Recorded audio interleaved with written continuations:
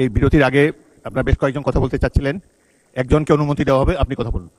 মাননীয় বিরোধী দলের চিফ হুইপ। মাননীয় স্পিকার, আপনাকে ধন্যবাদ। বিরতির আগে জাতীয় সংসদে আপনার সভাপতিত্বেই একটি বিল সংশোধনী সহ পাশ হয়ে গেল, জুলাই গণঅভ্যুত্থান স্মৃতি জাদুঘর বিল 2026। এই আপনি জানেন মাননীয় স্পিকার যে সরকারের অধ্যাদেশগুলোকে নিয়ে একটা বিশেষ কমিটি করা হয়েছিল, যেই কমিটিতে 98টি অধ্যাদেশ সম্পর্কে আমরা ঐক্যমত পোষণ করেছি যে 98টি অধ্যাদেশ অ্যাজ ইট ইজ এটা সংসদে আসবে বিল আকারে এবং পাশ হবে। বাকিগুলোতে কিছুটাতে নোট অফ ডিসেন্ট সংশোধনী আছে, সেটা নিয়ে আলোচনা হবে।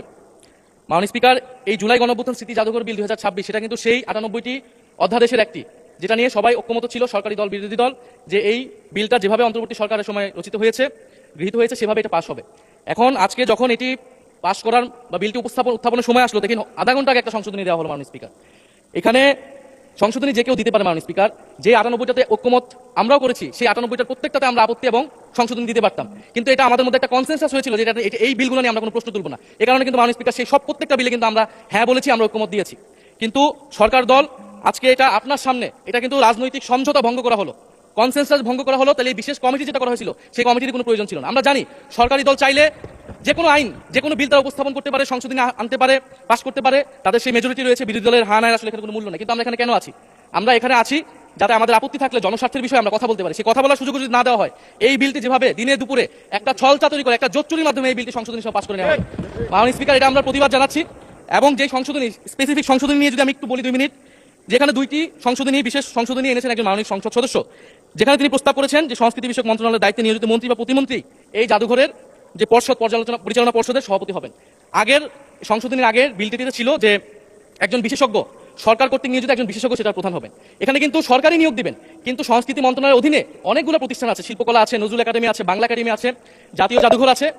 এই প্রতিষ্ঠানগুলো কিন্তু, এটা মাননীয় স্পিকার আপনি যেমন রেওয়াজের কথা বলেন, এটাও কিন্তু রেওয়াজ। এখানে বিশেষ সংশ্লিষ্ট ব্যক্তি যাদের সাহিত্য, ইতিহাস, সংস্কৃতি এক্সপার্টাইজ আছে বা জাদুঘর নিয়ে এক্সপার্টাইজ আছে, তাদেরকে সেই দায়িত্বগুলো দেওয়া হয়। সেই ধারাবাহিকতাতেই জুলাই গণঅভ্যুত্থান স্মৃতি জাদুঘর, এটা কিন্তু কোনো শাখা জাদুঘর না, এটা একটা স্বতন্ত্র, একটা বিশেষায়িত জাদুঘর।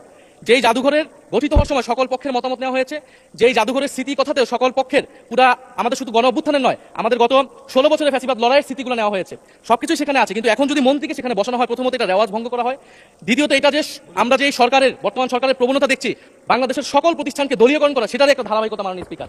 আমরা দেখেছি বাংলাদেশ ব্যাংক দখল হয়ে ব্যাংককে দলীয়করণ করা হয়েছে, স্থানীয় সরকার প্রতিষ্ঠানগুলোকে দলীয়করণ করা হচ্ছে, এমনকি ক্রিকেট বোর্ড, সেখানেও মাননীয় স্পিকার দলীয়করণ, পরিবারকরণ সবকিছু করা হয়ে গেছে। আমাদের মাননীয় মন্ত্রীদের সন্তানরা সেই ক্রিকেট বোর্ডের সদস্য হয়ে গেছে। এখন আমাদের জুলাই গণঅভ্যুত্থান জাদুঘর, সেইখানে মাননীয় মন্ত্রীকে কেন সভাপতি হতে হবে? সেটা তো মন্ত্রণালয়ের অধীনে একটি প্রতিষ্ঠান। আর দ্বিতীয় যে সংশোধনী, যে সরকার চাইলে যে কাউকে বাদ দিয়ে দিতে পারবে।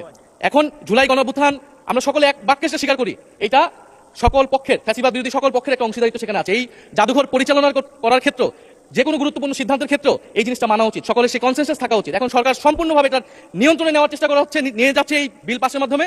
ফলে আমি আপনার কাছে এটার অনুরোধ জানাবো, আহ্বান জানাবো সরকারের প্রতি, যে সংশোধনী বাদ দিয়ে এটা এখনই যেইভাবেই এটা বিল ছিল, যে ঐক্যমত হয়েছিল বিশেষ কমিটিতে, সেই অনুযায়ী যাতে এই বিলটি আবার পাস করার ব্যবস্থা করা হয়, বা সেই অনুযায়ী আইন অনুযায়ী ব্যবস্থা গ্রহণ করা হয় মাননীয় স্পিকার। আর না হলে আমাদের এখানে থাকার কোনো দরকার নেই। সরকারের নজিরবিহীন যেভাবে দলীয়করণ চলতেছেন প্রতিষ্ঠানগুলোকে, আমাদের দেশে প্রতিষ্ঠানগুলো এই কারণেই দাঁড়ায় না, কারণ সরকার, তার দল, তার গুন্ডা বাহিনী, রাজনীতি সবকিছুকে তার নিয়ন্ত্রণে কেন থাকতে হবে? মাননীয় স্পিকার, আপনাকে ধন্যবাদ। ধন্যবাদ মাননীয় চিফ হুইপ।